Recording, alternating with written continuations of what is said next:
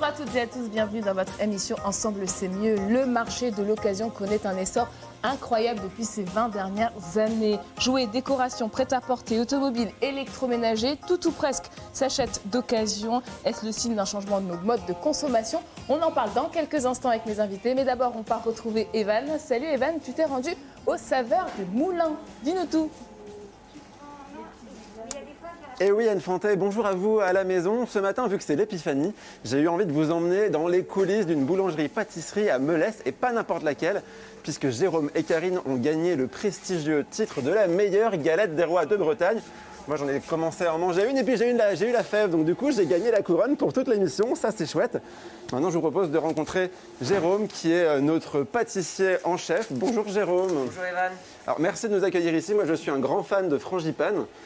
Est-ce que vous pouvez déjà nous expliquer comment est-ce que vous faites pour gagner ce prix de la meilleure galette des rois de Bretagne? Vous avez fait combien d'essais avant de remporter? On a fait au moins une quinzaine d'essais, moi et mon équipe, sur les 15 derniers jours avant la date du concours. Et il faut savoir qu'on s'entraîne déjà toute l'année, on fait du feuilletage à longueur de semaine.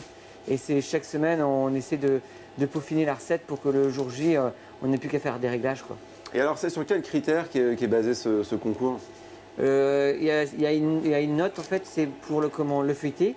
Il y a des points pour le feuilleté, et pour la couleur, pour la décoration et beaucoup de points pour le goût. Bon, je crois que dans ma vie, j'aimerais bien être en premier jury chez Miss France et après jury de la galette des rois. C'est quand même Bien sympa sûr. comme boulot. Oui, c'est vrai que c'est sympa. Et alors, est-ce que vous nous donnerez tout à l'heure d'ailleurs des infos sur votre recette secrète? Vous ne dévoilerez pas tout, mais quelques éléments. Est-ce que ça a vraiment eu un impact sur vos ventes, ce titre de meilleure galette de Bretagne? Oui, bien sûr. Ouais. On a fait une augmentation de 25% de notre quantité de galettes à faire dans le mois de janvier. Donc pour nous, on a fait 1000 galettes de plus sur le mois de janvier. Ah ouais, c'est pas rien. Voilà. Alors là, on a des galettes toutes chaudes qui sortent du four. Du four, voilà. Ça. Elles sont toutes à la frangipane, Tout à la frangipane, oui. mais vous en vendez aussi qui ne sont pas forcément avec ce genre de saveur. Non, on fait d'autres parfums, bien sûr, parce qu'au début janvier, c'est la crème d'amande frangipane qui va marcher. Et après, les gens vont se lasser. Donc après, c'est tout ce qui va être de spécialité, comme poire chocolat, qui vont marcher. Pomme rhubarbe, pomme cassis et pomme tout court, quoi. Bon, et alors là, approchez-vous parce que franchement, c'est trop beau. Il y a de la, je sais pas comment on appelle ça, du glaçage, de la dorure. La dorure, c'est de la dorure. C'est un œuf entier battu, mixé. Ah, bon, vous nous donnerez vos petits conseils tout à l'heure. Et là, vous faites le décor. Le rayage, le décor. Au ouais. cutter. Au cutter. Ouais. Et ça vous arrive jamais d'oublier de mettre la fève? Ça peut arriver. Ça peut arriver, parce que ça arrive des fois. Donc après, les clients nous le disent et après, on en donne une, quoi. Bon alors, dans quelques minutes, je passe de ce côté-là parce que dans quelques minutes, on va vous donner, ça va être un petit tuto de cuisine pour que vous puissiez faire chez vous une galette des rois. On va juste vous rappeler les ingrédients, comme ça vous avez le temps de les préparer d'ici là. Jérôme, je vous laisse nous rappeler les ingrédients qu'il faut préparer pour faire une belle frangipane. Alors, du sucre cassonade, du beurre frais, de la poudre d'amande blanche, des œufs entiers, du rhum et le petit secret, c'est un petit peu de crème pâtissière. Ah, la crème pâtissière, super. Vous êtes jamais écœuré à la fin de la journée ou le jour de l'épiphanie justement pour manger la galette Non, on en mange tous les jours. Après, pour le concours, souvent, on devient écœuré parce qu'on en mange tous les jours. Mais là, on en mange un tout petit peu tous les jours. Et il y en a une que je préfère et que je me lasse jamais, c'est la pomme rhubarbe. Ah, pomme rhubarbe, c'est bon, avec le petit goût acidulé. Voilà, ça désucre tout et ça passe bien en fin de repas. Bon, vous nous donnez l'eau à la bouche, Jérôme, en tout cas. Moi, j'ai hâte de voir la suite de l'émission. En tout cas, j'ai une question pour vous. Est-ce que vous connaissez le nom des collectionneurs de fèves? Anne Fantet, est-ce que tu as une idée? Oh non, quelqu'un a une idée sur le plateau? Personne ne sait ici. Eh bien, on vous donnera la réponse tout à l'heure. Soyez sages. Et pas trop gourmand, surtout. Pas encore, du moins. Ça marche, à tout à l'heure, Evan. Et je vous le disais au début de l'émission, le marché de l'occasion ne connaît pas la crise, même en période de Covid-19. Nous sommes de plus en plus nombreux à privilégier la seconde main plutôt que le neuf, comme vous allez le voir dans ces images. Nouveau canapé, nouveau manteau. Eh ben, t'as les moyens. C'est de l'occasion. Acheter d'occasion, c'est plus que jamais tendance. Aujourd'hui, 9 Français sur 10 achètent de la seconde main. Au palmarès de l'occasion, les meubles, avec 51% des transactions, suivi des voitures, 47%, des vêtements, 44%, des livres, 42%, puis des jeux et des jouets, 40%. Les dépôts-ventes et autres vides-greniers ont ces dernières années toujours plus de succès. Mais ce qui a bien sûr changé la donne, c'est Internet. Le site Le Bon Coin est utilisé par 6 Français sur 10, loin devant Vinted, 29%, ou eBay, 28%. Et l'engouement pour l'occasion conquiert maintenant d'autres secteurs plus inattendus, à commencer par la grande distribution qui n'allait pas se priver d'un marché de plus de 7 milliards d'euros. Leclerc, Carrefour ou même Ikea proposent aux clients de revendre en magasin un produit ancien, le plus souvent en échange de bons d'achat. Acheter d'occasion, c'est bien sûr intéressant pour le porte-monnaie, mais cela correspond aussi à une demande de consommation plus responsable, plus écologique. Alors, sautons sur l'occasion pour moins gaspiller.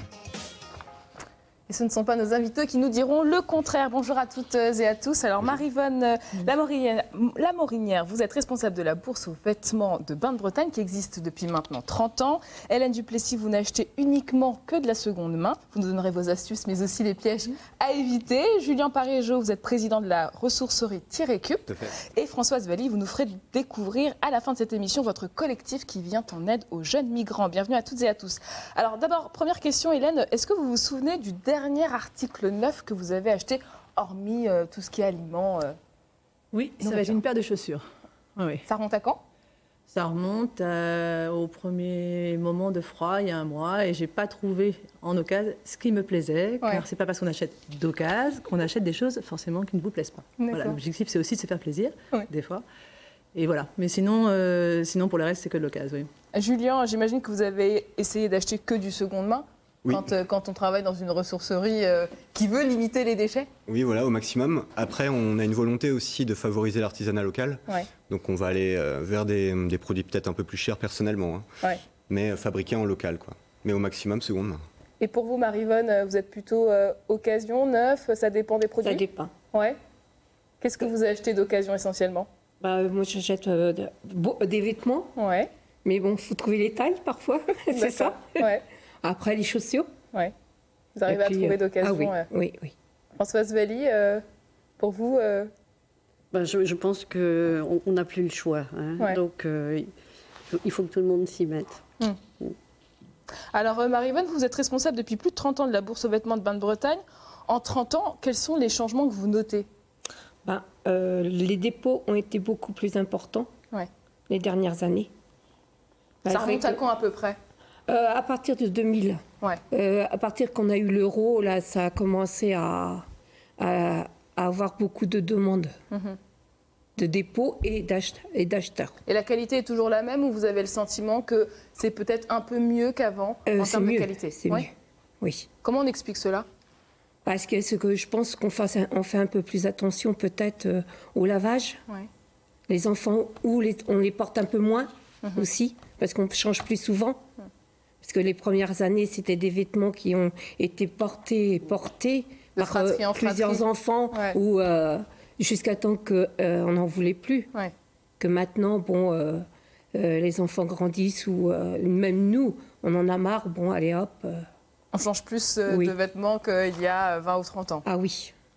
Pour vous, Hélène, ce marché de l'occasion qui, on disait tout à l'heure, c'est une tendance, vous qui faites ça depuis 30 ans, pareil. Depuis que j'étais étudiante à Paris, en gros, ça a commencé avec une marque peut-être que tout le monde connaît, qui s'appelle Guérisold, où à Rennes, on avait Kilo Shop quand on était jeune. Et là, c'était pour des raisons économiques.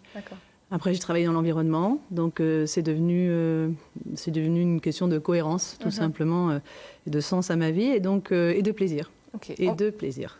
Alors, je vous propose maintenant d'écouter ce témoignage d'Anaïs. Alors pour ma part, la consommation d'occasion, ça fait des années que je la pratique, et particulièrement dans la décoration et l'ameublement d'intérieur. Par exemple, là je vous montre les petits coussins, 10 € les 3, c'est des petites pépites. Et pourquoi je fonctionne comme ça? Pour moi, il y a 3 avantages qui sont vraiment notables. C'est à la fois écologique, clairement ça évite de surconsommer, ça évite le gaspillage, et c'est bon pour notre planète. C'est économique parce qu'on peut avoir du neuf au prix de l'occasion ou des occasions à tout petit prix, ce qui permet d'avoir des budgets pour d'autres projets de la vie quotidienne. Et puis c'est surtout hyper ludique parce qu'on cherche des petites pièces, on chine, on cherche la pièce unique, on se constitue un intérieur qui nous ressemble à petit prix. Et franchement, c'est hyper sympa. Hélène, je vous voyais sourire en écoutant le témoignage d'Anaïs. Quelle est la raison première qui vous pousse à acheter d'occasion finalement? Alors au départ, je disais c'est l'économie, l'environnement, question sociale aussi, parce qu'il y a le secteur social, et puis après il y a le secteur marchand. Aujourd'hui, s'est développé là-dessus. Mais maintenant, c'est le plaisir. C'est le plaisir de trouver, de chiner, de trouver la belle pièce. Alors, je vais donner un exemple. Je vais avec un exemple. Là, par exemple, j'ai une blouse que je trouve très chic, que j'aime beaucoup, que j'ai payée 3 €. Justement dans une société qui est plutôt dans le social, une association. Et c'est une blouse Lanvin des années 50-60. D'accord. Je ne pense pas que je vais la retrouver sur tout le monde. J'en suis enchantée. Ma fille essaie de me la piquer tout le temps, mais elle n'y arrivera pas. Voilà, donc ça, c'est mon plaisir. Et finalement, vous me disiez aussi que c'était une passion pour vous. Oui, c'est devenu une passion. Au départ, c'était pour des raisons, c'était par raison, tout simplement. Et maintenant, oui, j'aime, comme le disait cette dame, trouver la petite pièce. C'est pareil, c'est une veste d'occasion, mais que je trouve tout à fait ravissante, qui est bien coupée, voilà, qui me plaît. Et je suis ravie quand je sors et que, maintenant aussi faire la bonne affaire, avoir le vêtement que tout le monde ne va pas avoir, se faire son petit look grâce à des trucs un peu différents. C'est sympa. C'est vrai que Julien, fut un temps, on avait l'impression qu'acheter d'occasion, c'était comme presque un signe de précarité. Est-ce que vous avez remarqué ça aussi? Est-ce qu'on change de prisme maintenant par rapport à ça? Oui, heureusement, parce que moi, je pense que le principal, en ressourcerie en tout cas, les principaux déchets qu'on peut remarquer, c'est lié à l'esthétisme, que ce soit pour du textile, que ce soit pour du mobilier. Et heureusement, avec le changement des modes, le vintage, on retrouve des envies qui tendent vers justement du recyclage, de la seconde main. Presque parfois de l'ancien aussi. De l'ancien, ou de très ancien, même pour ceux qui préfèrent les antiquités. Mais sur des délais très courts, années 90, il y a un marché, je vois il y a des Vinted tout à l'heure, tout en bas. Donc il y a quand même une vapeur qui s'est renversée là sur ces dernières années. Alors votre ressourcerie Tirecup, elle existe depuis 8 ans. De quel constat vous êtes parti pour lancer une telle association? Justement, c'est la quantité d'objets qui sont rejetés ou qui sont mal recyclés, qui se retrouvent incinérés ou enfouis alors que quelqu'un pourrait en profiter également. Après, sur notre secteur, donc le PICOB, c'est aussi un secteur avec un fort taux de chômage. L'idée de la ressourcerie, c'est de pouvoir créer de l'emploi tout en participant à la réduction des déchets. Et on a été soutenu par les pouvoirs publics locaux et c'était aussi une partie de leur demande. Et je crois que vous êtes à 1 million d'objets vendus. C'est ça, oui. Quel est le secret de votre succès? Le succès, je pense que du coup, il n'y avait pas de ressourcerie-recyclerie sur notre territoire. Et l'image aussi qu'on pouvait avoir au tout début a évolué sur, comme vous disiez, sur la seconde main, sur les modes qui changent. Après, on a fait aussi le choix d'être sur un modèle associatif. Donc il y a une confiance. On n'est pas sur une entreprise classique qui va aller faire de la production. Nous, justement, on ne produit pas. On s'occupe de réemployer et de revaloriser. Donc, jamais créer encore de nouveaux objets, quoi. On peut recréer. Oui, mais pas en partant. Oui, voilà, on ne part pas de matière brute. Et justement, Marie-Yvonne, quelles sont les personnes qui viennent aux bourses de vêtements aujourd'hui? Finalement, les profils sont variés? Oui, il y a de tout le monde. Ça aussi, ça a changé par rapport à avant? Oui, mais les personnes qui sont vraiment dans le besoin, parfois, n'osent pas. À venir dans des bourses de vêtements? Ouais. Pourquoi? Elles se sentent gênées, je trouve, par rapport... Pourtant, c'est des prix qui ne sont pas élevés. Mais parfois, on est obligé d'aller vers elles pour pouvoir essayer de leur faire dire mais c'est pas... Il faut venir, faut en profiter. Et vous, en tant que responsable, comment vous avez vu évoluer votre bourse aux vêtements? Parce que je crois que c'est l'une des plus prisées de Bretagne, en tout cas dans l'Ouest. Oui.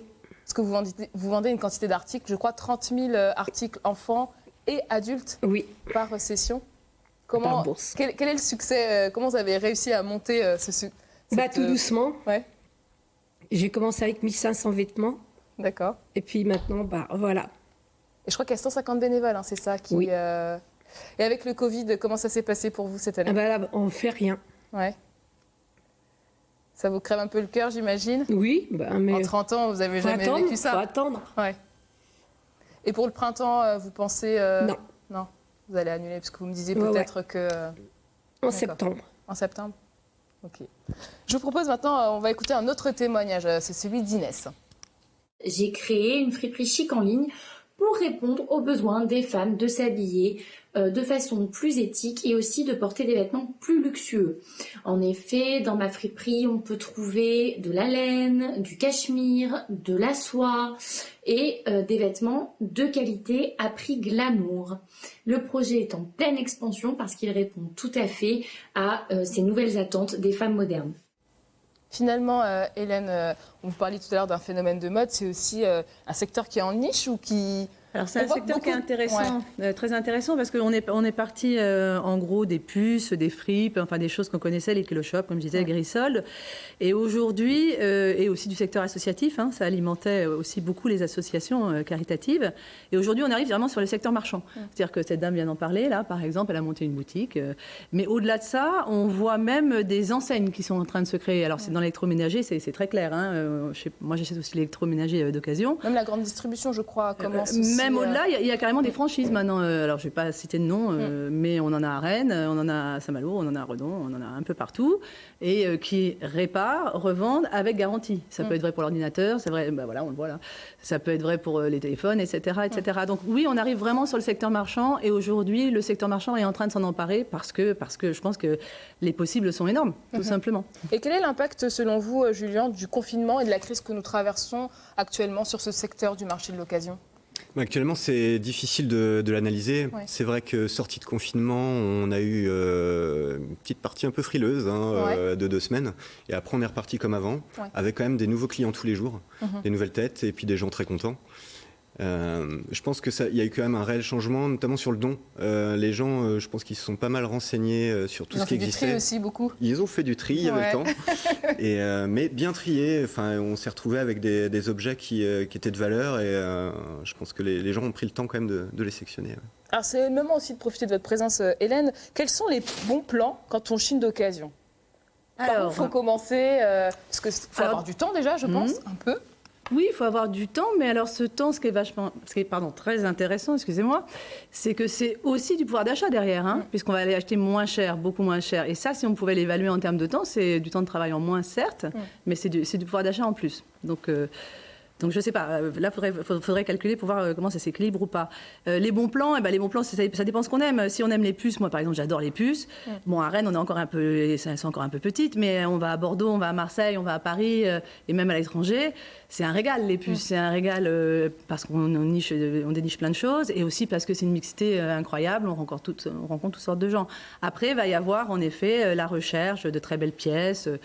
Pour les fringues, si on aime vraiment les vêtements, et ben là on va pouvoir trouver dans certaines boutiques très spécialisées certaines choses, comme cette chemise par exemple à 3 €, je l'ai trouvée en revanche chez Le Relais. Le Relais où on amène ses vêtements et qui a une autre vocation et qui a aussi ses magasins pignon sur rue. Donc, et quels sont les pièges à éviter alors aussi? Je sais, là, ça serait difficile à dire. Je crois qu'à partir d'être déçu. Non, mais comme pour tout, très honnêtement, comme pour tout. C'est-à-dire qu'à partir du moment où on est content de ce qu'on a acheté, je crois que c'est ça le principal. Voilà. Après, il y a des pièges à éviter. Ça, je pourrais pas trop en parler. Des petites recettes, j'en ai en revanche. Ça, j'en ai trouvé au fur et à mesure, oui. Quand on veut vraiment des très beaux produits qui coûtent des prix incroyables, par exemple 1 200 € le pantalon pour le trouver à 20 €. Eh ben, il suffit d'aller dans des endroits où il y a des gens très riches, qui ont des vêtements à vendre, tout simplement. Non, mais c'est vrai, mais c'est invraisemblable d'ailleurs, ce qu'on trouve. Et on va trouver dans ces villes-là, dans les magasins d'occasion, c'est une astuce pour ceux qui nous écoutent, honnêtement, des choses improbables, vraiment. Et l'autre défaut aussi, parfois, c'est qu'on a tendance à vouloir beaucoup acheter en disant que c'est d'occasion et pas cher. Vous aussi, à la ressourcerie, vous sensibilisez en disant qu'il faut toujours acheter utile, Julien. Oui, on a tout un travail sur la sensibilisation. Après, c'est vrai que c'est un questionnement d'essayer d'arriver sur une économie alternative de seconde main, mais qui rend quand même l'achat compulsif. Après, nous, ce qu'on se dit, c'est que de toute façon, les gens qui ne peuvent pas s'empêcher d'acheter, ils le feront ailleurs, autant que ce soit de la seconde main. Et on a remarqué un autre truc intéressant, c'est que les gens pouvaient nous acheter 100 livres d'un coup et nous les ramener 2 mois après les avoir lus. Ah, ça c'est chouette. Donc il y a quand même un effet bibliothèque. Un roulement, en tout cas. Ils ont gardé ceux qui voulaient offrir certainement, mais du coup il y a un roulement. Voilà. Et on le voyait tout à l'heure dans le reportage, Marie-Vonne, l'essor de Vinted, du Bon Coin. Est-ce que vous n'avez pas peur que ça vous fasse perdre des... Ouais. C'est une vraie inquiétude pour vous? On s'en est déjà aperçu un petit peu avec le Bon Coin. Oui. Mais bon... Les gens vous en parlent quand ils viennent sur les bourses aux vêtements? Oui, mais alors parfois ils le disent, on vient vous les mettre d'abord. Ce qu'on n'aura pas vendu là, on remettra sur les autres plateformes. Ouais. D'accord. Et ça vous inquiète pour l'avenir, ça? Pour l'instant, non. Oui. Non. Il y aura toujours des gens pour venir... Oui, parce que tout le monde ne peut pas faire comme ça à l'extérieur. Oui, d'accord. Et est-ce que finalement, dernière petite question, il nous reste 30 secondes, l'avenir de l'occasion, c'est aussi le troc? On en parlait en préparant cette interview. Complètement. Ouais. Complètement. D'ailleurs, on voit aujourd'hui des groupes de troc rennais, enfin c'est locaux, parce que justement l'intérêt c'est le moins de transport. C'est pour ça que quand vous parlez de Vinted, moi par exemple jamais, parce que comme je travaille dans l'environnement, jamais, je limite le transport. Mais le troc local, c'est une monnaie extrêmement intéressante et je pense que ça va se développer beaucoup. C'est même l'origine de l'occasion finalement. Exactement. On a toujours commencé par troquer avant de créer pour le vendre à quelqu'un. Après, l'avenir, je ne sais pas, parce qu'il y a certainement avec les nouvelles technologies, on va trouver des systèmes pour ne pas se faire avoir, ou comme on peut le faire avec le covoiturage, effectivement, ce genre de choses. Mais je pense que c'est une voie parallèle, en fait. Une voie parallèle qui... Voilà. Bon, d'accord. Merci beaucoup. On arrive au terme de notre dossier du jour. Je suis désolée. Merci à tous de nous avoir partagé votre expérience. Je vous propose de prendre une petite dose sucrée. Il y en a un qui s'en met plein la panse pendant qu'il travaille. Ah mince, c'est déjà à nous. Alors Anne Fontet, sans rire, ce croissant, il a été élu meilleur croissant de Bretagne en 2014. C'est la classe, mais aujourd'hui c'est l'épiphanie. On est là pour parler de galette des rois. Bonjour Karine. Bonjour. Vous êtes la femme de Jérôme qu'on a vu tout à l'heure. Dites, c'est quoi la galette que vous vendez le plus ici? La galette frangipane aux amandes, c'est la préférée. La classique. La classique, oui. Et vu qu'elle est meilleure galette de Bretagne, est-ce que vous avez un retour de vos clients? Les gens sont au taquet quand ils viennent chercher votre galette? En général, ouais, on a des très bons retours. Les gens apprécient beaucoup. Et vu que c'est qu'un mois dans l'année, c'est vrai que d'autant plus apprécié. Est-ce que vous, c'est une période que vous aimez particulièrement, l'épiphanie? Oui, pour nous, c'est facile en magasin. On n'a que 3 tailles de sac. C'est rapide à servir. Et c'est vrai que puis c'est très convivial en général. Donc oui, c'est vraiment très festif. Vous savez qu'une fois pour mon anniversaire au mois de juillet, tout le monde s'en fout, mais c'est pas grave. J'ai commandé une galette des rois tellement j'aime ça. Merci de faire de bonnes galettes. Bon, de rien. On vous laisse. Merci beaucoup, à tout à l'heure. Alors pour répondre à la question que je t'ai posée tout à l'heure, Anne Fontet, puis que je vous ai posée à la maison, comment appelle-t-on un collectionneur de fèves? Figurez-vous qu'on l'appelle, oula, on est un peu serré, un fabophile. Voilà, comme ça vous pourrez briller en société. Et les fèves, justement, on va en parler avec vous, Jérôme, puisque vous pouvez nous présenter ici la collection 2021 des fèves des saveurs du moulin de Melesse. On vous laisse nous expliquer ce que vous avez choisi comme fèves. Il y aura 4 collections de fèves en fonction de l'avancement du mois. On en mettra la première collection, ce sera celle-ci. Ce sera les enfants autour du pain. D'accord. La deuxième collection, c'est tout ce qui est vintage. Ah oui, des avec petits mugs, des petites boîtes à chocolat et tout ça. Des boîtes de chocolat chaud. La troisième collection, ce sera les vaches humoristiques. Très bien, avec un peu de dorure. Ouais, voilà. Un peu bling bling quand même. Hein. Un petit peu. Et la quatrième, ce sera l'âge de glace pour les enfants. Pour les enfants. Voilà. Est-ce qu'il faut vraiment anticiper la commande de fèves? Comment ça se passe? On ne sait pas tout ça. Eh ben, les fèves, on les commande 1 an à l'avance. Ah ouais? Ouais, donc pour l'année prochaine, on les commandera vers le mois de février-mars. Ah ben, il y a des gens dont c'est le métier, le vendeur de fèves. Ouais, ils font ça au longueur de l'année. Ils passent chez tous les clients pour leur précommande. Et après, à la fin de l'année, ils font les livraisons. Bah voilà, une idée de métier sympa. Alors justement, vous, le métier de boulanger-pâtissier, ça fait combien de temps que vous le faites? Moi, ça fait 25 ans que j'exerce ce métier. J'ai commencé à 15 ans. À 10 ans? Ah oui, 15 ans. À 15 ans, ouais. Et toujours aussi passionné. Et voilà, et ça fait 12 ans qu'on est installé à notre compte. Et pour les téléspectateurs qui sont sans emploi, qui cherchent des opportunités, est-ce que vous diriez que le secteur de la boulangerie, c'est un secteur qui recrute? Oui, ça recrute énormément, que ce soit en production, en boulangerie ou en pâtisserie. Et surtout, par contre, ce qui recrute, c'est au magasin. Au niveau de la vente, on a du mal à recruter des vendeuses. Peut-être qu'un jour, vous pourrez, vous aussi, faire la meilleure galette des rois de Bretagne. Peut-être essayer de vous détrôner, ce que je ne vous souhaite pas. Est-ce que vous pouvez nous donner une partie de votre secret pour avoir été élu meilleure galette des rois de Bretagne? Ça tient dans les matières premières, je crois. Dans le choix des matières premières. Donc il faut savoir que la crème d'amande, on le fait avec du sucre cassonade, d'accord? Ça a quand même plus de goût que le sucre semoule. Ok. D'accord, il n'est pas fariné, il a un petit goût caramélisé. Du beurre demi-sel? Du beurre doux. Breton. D'accord, du beurre doux breton qui vient du Finistère. De la poudre d'amande blanche. Après, il y en a qui mettent un petit peu de la poudre d'amande grise. En fait, il y a les enveloppes dedans, mais moi, je préfère que la blanche. Et la farine que vous utilisez, qui vient de Bretagne aussi? Voilà, pour le feuilletage, je prends la farine qui vient d'un petit moulin à côté de Fougères. Ah, bah vous savez ce qu'on entend, c'est le four qui sonne. Maintenant, on a 30 galettes qui viennent de sortir du four. On va pouvoir en enfourner d'autres. Vous allez pouvoir revenir avec nous. On va mettre nos tabliers et on va vous apprendre à faire une belle galette. Enfin, surtout Jérôme pour le coup. Donc ne ratez pas ça. Puis moi, je vais finir mon croissant. À tout à l'heure, Anne Fontet. À tout à l'heure, bon appétit. Place maintenant à notre séquence emploi. Chaque jour, on vous présente les coulisses d'une profession. Ils ont été adoubés pendant le confinement. Coup de projecteur ce matin sur le métier de libraire, un métier qu'exerce Amanda depuis 17 ans. J'ai vu que vous aviez à un moment donné fait la promotion d'un livre, Le Cavalias, qui est très bien. Le Car. Le Car. Ouais. On va monter faire une recherche, monsieur, vous venez avec moi ? Je suis Amanda Spiegel, j'ai 40 ans et je suis libraire depuis 2003. Ah bon, t'es libraire ? Tu lis toute la journée ? Non, mec, je lis pas toute la journée. Un libraire, il arrive avec un programme de choses à faire, ouvrir des cartons, vendre des livres, les mettre en scène, parler avec Madame Michaud, échanger, discuter. Et puis après, il a tout un tas de tuiles qui lui tombent dessus et qui l'empêchent de faire son programme prévu. Et on est full en Harry Potter, n'en mettez plus dans les bacs. Moi, j'ai toujours trouvé que c'était un métier qui était très romanesque parce que il y a beaucoup d'interactions entre les gens, que ce soit au sein de l'équipe, avec le lieu, avec les prestataires, avec les clients, les enfants. Il y a tout un tas d'échanges humains qui font naître beaucoup d'émotions, de joie, d'énervement.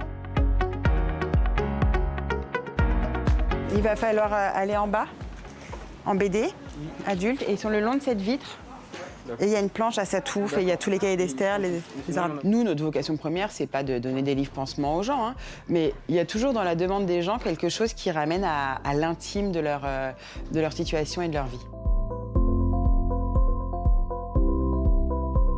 Pour aiguiller au mieux le client, bah je l'écoute, on discute, je pose 3 questions, et puis après, la matrice se met en marche. J'ai compris ce qu'il veut, j'ai fait le tour de ma bibliothèque interne et j'ai trouvé le livre. Je sais que c'est le bon et je lui donne. C'est une enquête un peu géopolitique avec De Gaulle dans son cœur et intergénérationnelle. C'est très très chouette, c'est des James Bond gamins avec le papy, quoi. Et je me suis rendu compte, et ça a été très très flagrant pendant le confinement, que la profession de libraire est une profession très soudée, très solidaire. Moi, ça fait 17 ans que je travaille en librairie et je me lasse pas du tout. Enfin, je trouve que notre métier a du sens. Et c'est ce que je voulais quand j'étais petite. Je voulais un métier qui s'énonce clairement et qui se comprend clairement. On mise sur l'avenir, on se dit, ce petit lecteur deviendra grand un jour.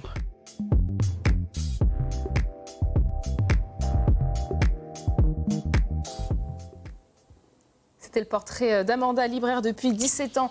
On poursuit la discussion avec Marina Béchu, conseillère Pôle emploi à Vitré. Bonjour Marina. Bonjour tout le monde. Alors ce qu'il faut savoir, c'est que les missions du libraire varient selon son lieu d'exercice, c'est ça ? Oui, effectivement, que ce soit en librairie de quartier ou dans les rayons livres des grandes distributions, effectivement, le libraire ne va pas avoir les mêmes fonctions. Le libraire dans une librairie de quartier va s'occuper de toute la partie commande, installation, avoir la partie logistique et puis la partie commerciale à développer. Alors qu'en grande distribution, effectivement, il va plus être davantage sur la mise en place des ouvrages qui auront été précommandés par l'enseigne. Et quelles sont les formations qui existent pour devenir libraire ?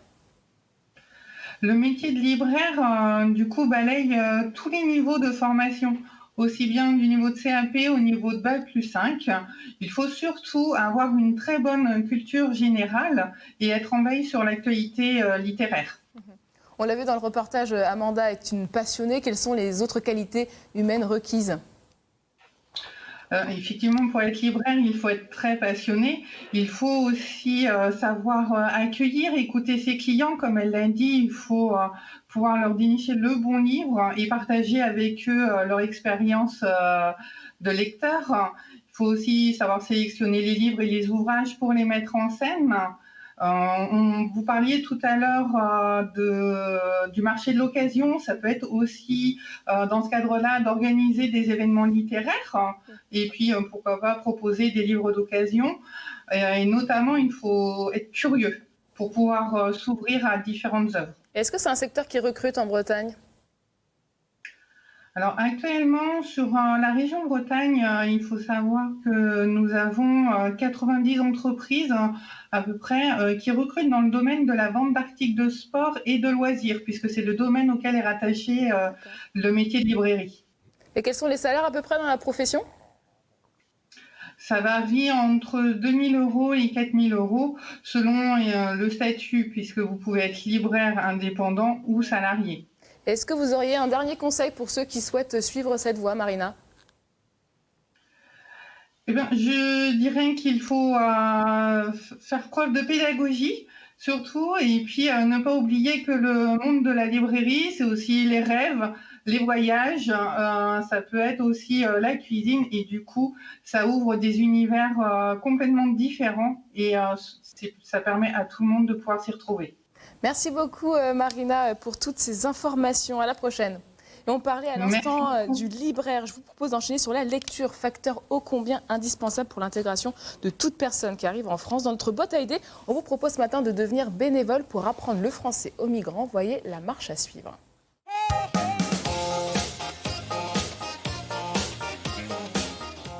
J'aimerais bien venir en aide aux réfugiés. Mais comment faire ? Leur apprendre le français. C'est une bonne idée. Si vous avez à cœur de donner toutes leurs chances d'intégration aux migrants, rien de mieux que de leur apprendre le français. Pour cela, pas besoin de qualifications particulières. La plupart des nombreux organismes ou associations qui proposent ces cours vous donneront une rapide formation. Il existe 2 types d'apprentissage.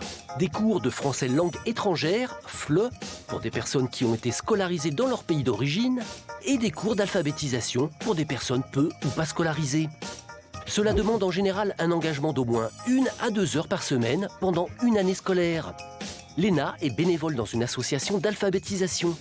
On organise des cours qui sont fondés vraiment sur les échanges interculturels parce qu'on a des cours très multiculturels avec parfois une dizaine de nationalités représentées. Et on organise également des sorties culturelles dans des musées, dans des lieux patrimoniaux, au cinéma. Voilà, ce qui permet à la fois de créer des moments de convivialité, des moments d'apprentissage pour eux et de favoriser encore une fois l'intégration par la langue et par la culture dans notre pays. Être bénévole pour apprendre le français aux migrants, c'est leur rendre un énorme service, c'est à la portée de tous et c'est passionnant. Et justement, en Bretagne, un collectif vient en aide aux migrants. C'est le collectif d'aide aux jeunes migrants et leurs accompagnants des Côtes d'Armor, dont vous êtes la coprésidente, Françoise Valli. Alors, racontez-nous, comment est né ce collectif ? En fait, c'est un petit peu le hasard. Il y a tout juste 4 ans, on a une rumeur dans la ville dit que 6 mineurs sont dans la rue. En fait, ces 6 mineurs étaient pris en charge par le service d'aide sociale du conseil départemental. Et pour diverses raisons administratives, la décision de ne plus les prendre en charge a été prise. Et alors qu'ils étaient scolarisés. Donc, la première urgence, c'était de les héberger. Ensuite, de poursuivre la scolarisation. D'accord. Déjà. Vous avez été 3 ou 4 personnes voilà, à vous 3 ou porter 4 personnes, volontaire. voilà, ça a été très rapide. Ouais. Voilà. Et puis, je le disais tout à l'heure, on pensait que ça allait être l'affaire de 3 mois. Et puis voilà. Et en fait, quelques jours plus tard, c'était d'autres jeunes qui étaient dans la même situation. D'accord. Donc, il fallait retrouver d'autres personnes et voilà. Et en partant de 6 jeunes, on est arrivé là 4 ans plus tard à 120 jeunes. Ouais. Et on était au départ 3 à 4 familles. Et maintenant, on est à plus de 200 familles. Et étant donné que ça a été très rapide, il a fallu trouver donc des bonnes volontés pour héberger en famille, donc les jeunes sont chez nous. Ouais. Et comment ça se passe la cohabitation ? Parce que c'est pas facile d'accueillir un étranger qu'on ne connaît pas, qu'il faut apprendre à connaître également. En fait, il ne faut pas se poser de questions. Ça se fait tout simplement. Ouais. C'est très sympa. Ouais. Très sympa. On a de la chance de faire ça, je vous assure. Et on est et c'est réciproque. Franchement, alors, on est la majorité donc des retraités quand même, il faut reconnaître, donc on a du temps. Ouais. On a quand même une petite différence de génération puisque c'est des ados. Ouais. Donc nous ça nous ramène en arrière un peu, mais en même temps voilà. Ça marche. Ouais, et vous me disiez, en 4 ans, vous avez tissé énormément de liens. Par exemple, que sont devenues les premières personnes que vous avez accueillies en 2017 ? Eh bien, ils ont tous donc, poursuivi leurs études, ils ont eu leur diplôme. Grâce à ça, plus donc, les problèmes administratifs résolus. Donc, ils ont eu le fameux titre de séjour. Et maintenant, ils ont un emploi. Ils ont un logement, ils commencent à passer le permis, enfin voilà. Et donc, comment vous vous organisez au quotidien dans le collectif ? J'imagine qu'il faut être soudé, il faut aussi bien se connaître. Oui. Donc en fait, au fur et à mesure, on s'est très bien organisé. Donc on travaille par commission, donc une commission scolarité, une commission hébergement, une commission juridique, puisque là il faut vraiment travailler. Et puis ça doit être ardu, j'imagine aussi. Une commission santé, puisqu'on s'occupe aussi, on les aide pour ceux qui ont des soucis de santé, de ce côté-là aussi. Voilà. Et est-ce que vous avez besoin de bénévoles ? Parce que c'est toujours le moment de lancer un appel, sait-on jamais ? Bien sûr, on a besoin de relais, parce que les premières familles qui ont accueilli, il y a tellement des liens qui se sont créés avec les jeunes. Je crois que c'est un peu difficile quelquefois d'accueillir un autre qui... Ah oui, parce qu'il fait presque partie de la famille, c'est ça ? Ils font partie de la famille. Ouais. Et bon, alors certaines personnes y arrivent très bien, disent mais oui, mais moi je le garde, bien sûr, il vient toujours à la maison, mais je veux bien d'autres, voilà. Bon, et d'autres disent bon, on préfère, voilà, voilà. D'accord. C'est personnel. Vous avez publié en décembre un recueil de témoignages d'une rive à l'autre. Oui. C'était important pour vous de laisser des traces de ces actes solidaires ? Oui. En fait, c'était bien de donner la parole aux gens.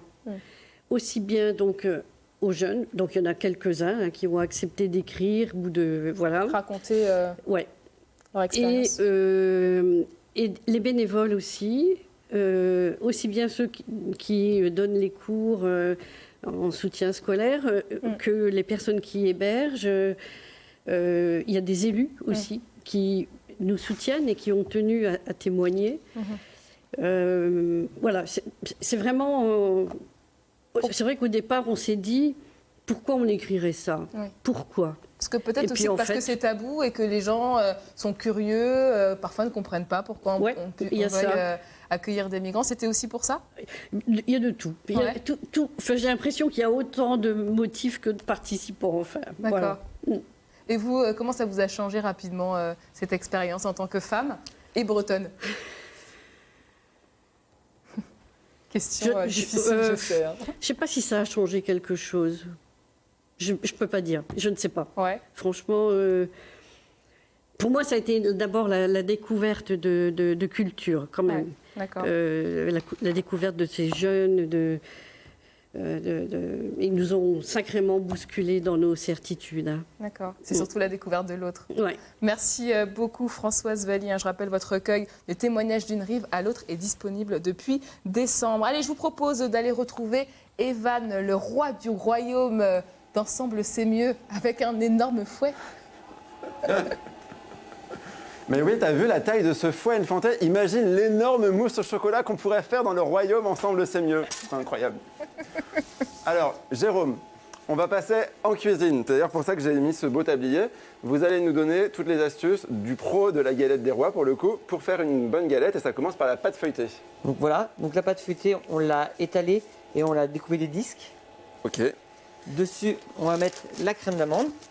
Alors, la pâte feuilletée quand même, c'est un peu galère à faire à la maison. Vous n'avez pas une petite astuce pour que ça soit plus simple ? Non, il n'y a pas d'astuce. C'est le temps. C'est juste le temps. Il faut faire des pliages, il faut du temps. Mais vous la préparez combien de temps à l'avance ? Eh bien, il faut 2 jours à l'avance. Ah oui. Voilà. Et là, aujourd'hui, on 2 jours de RTT pour la faire à la maison avant, si on veut. Voilà, il faut commencer vendredi. Bon, donc on en est à la crème d'amande. Justement, cette frangipane, il faut faire attention à ne pas se faire avoir sur le choix de la poudre d'amande. Vous avez un petit conseil pour ça ? Alors, souvent, les industriels, ils coupent la poudre d'amande avec de la poudre de noyau d'abricot. pour des coups, pour réduire le coût. Et il ne faut pas avoir, donc il faut bien regarder les ingrédients à l'intérieur, qu'il y a juste que de la poudre d'amande, pure poudre d'amande. Et pour qu'on sente vraiment le goût, est-ce qu'on rajoute par exemple de l'extrait d'amande amère? Moi, il y en a qui utilisent, mais moi je préfère pas, je préfère mettre un petit peu de rhum et de vanille. Ah oui, c'est bien, ça ne met pas trop de rhum non plus. Hein. Non, pas trop, parce que les enfants, ils n'aiment pas ça. Et tout à l'heure, vous disiez aussi de la crème pâtissière? Oui, alors on rajoute toujours un petit peu de crème pâtissière, c'est pour apporter de l'onctuosité à la crème d'amande. Bon, je crois que je vais me débarrasser de ça parce que j'arrête pas de je sais plus quoi en faire. Alors une fois qu'on a fait la crème d'amande, donc c'est vraiment la particularité de la galette, on met un autre disque de pâte, mais on met la fève aussi. On met la fève. Et alors après on passe au décor et à la dorure, est-ce qu'on peut appeler ça comme ça? Oui, ça s'appelle de la dorure. Hop, magie de la télévision, ça y est, c'est prêt. Alors la dorure, vous mettez, du jaune d'œuf? On met des œufs entiers que je mixe. Avec un mixeur en colle plongeant? Ouais, voilà, c'est ça, un mixeur plongeur. Et dès que c'est mixé, c'est bon, c'est fini. Est-ce qu'on peut le faire aussi avec du lait? Ça ne donnera pas la même couleur, ça donnera une couleur beaucoup plus terne, moins brillante. Et alors j'ai lu, parce que ce week-end j'ai fait une galette des rois maison, figurez-vous, et j'ai lu sur internet qu'il ne fallait pas mettre de dorure sur le côté pour éviter, mais en fait vous le faites donc c'est qu'on peut. Oui, alors il paraît que ça empêche de monter. De développer, mais si vous les dorez au dernier moment et vous la mettez au four aussitôt, ça n'a pas le temps de coaguler. Et donc ça ne vous empêchera pas de monter. Bon ben voilà, encore une astuce de pro, comme quoi il faut quand même venir voir les pros. Et alors le décor aussi, ça c'est quand même la classe. Vous, comment vous faites? Eh ben je prends, par contre, il y a deux systèmes, c'est un couteau, un cutter. Le cutter c'est beaucoup plus facile, c'est beaucoup plus joli. Mais par contre il y a un inconvénient, c'est que quand vous rayez, il ne faut pas du tout appuyer, il faut juste laisser glisser la lame. Si vous appuyez, vous allez transpercer et là c'est catastrophe. Vous nous faites une démo? C'est parti. Oh là là, ah ouais c'est beau. Ah oui, c'était pas aussi beau quand je l'ai fait ce week-end. Hein. Bon, dernière question rapidement, Jérôme, votre prochain concours, c'est quoi? Parce que là, vous avez gagné le concours de la galette, il y a plusieurs années le concours du croissant, c'est quoi la prochaine étape? Eh bien, cette année, j'ai le droit de concourir pour le croissant. Ah! Donc, peut-être qu'on viendra vous voir pour faire des croissants alors. Eh ben, avec plaisir. Bah, c'est tout ce qu'on vous souhaite. Avant de se quitter, Anne Fantet, est-ce que tu connais le proverbe de l'épiphanie? Non, je ne connais pas. Eh bien, à l'épiphanie, il est de tradition de partager une galette des rois avec ses amis. Donc là, j'en ai une juste pour toi et moi. La personne qui aura la fève se fera inviter à la prochaine galette par le perdant. Alors, voyons tout de suite si j'ai la fève. Ah! Oh bah dis donc, j'ai bien choisi ma part. Quel tricheur! J'ai la fève. Et il ne te reste plus qu'à m'inviter. J'adore l'épiphanie. Merci Quel Jérôme. tricheur. Merci Jérôme. Et tu pourras dire à Allez, bonne Jérôme que journée. s'il cherche une testeuse de galettes des rois, je suis volontaire l'année prochaine. Hein. Non, il n'y a plus de place. J'ai pris la place. C'est moi le testeur officiel à C'est ça, je partir te de maintenant. reconnais bien là. Allez, salut Evan, à demain. Merci à tous nos invités d'avoir été avec nous ce matin. Alors demain, au programme d'Ensemble C'est mieux, on parlera procrastination, mauvaises habitudes ou art de vivre. Vous le verrez, nos invités en ont fait parfois une passion. À suivre dans quelques instants votre journal régional. Je vous souhaite une très belle journée sur France 3 Bretagne et à demain.